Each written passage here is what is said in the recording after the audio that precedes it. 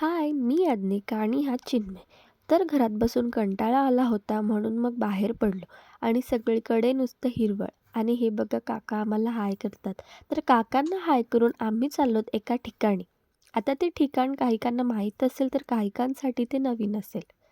आणि हे बघून तुम्हाला समजलंच असेल की आम्ही कुठे चाललो. तर हे आहे तिळसा गाव आणि हे तिथलं विठ्ठल रखुमाईचं मंदिर.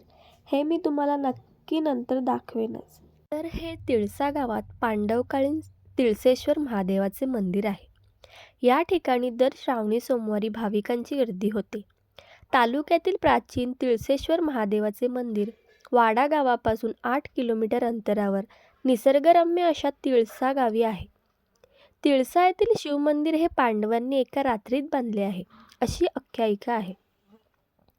महाभारत संपल्यानंतर भगवान शंकराची माफी मागण्यासाठी पांडव वनवासाला निघाले होते. तेव्हा वाटेत त्यांना जिथे स्वयंभू शिवलिंग दिसले तिथे त्यांनी मंदिर बांधले. तसेच शंकराची आराधना केली. त्यामुळे तिळसा येथील मंदिर पांडवांनी बांधले आहे अशी भाविकांची श्रद्धा आहे. या मंदिराचे आणखी एक वैशिष्ट्य म्हणजे मंदिर नदीच्या मध्यभागी एका मोठ्या अखंड खडकावर उभारलेले आहे.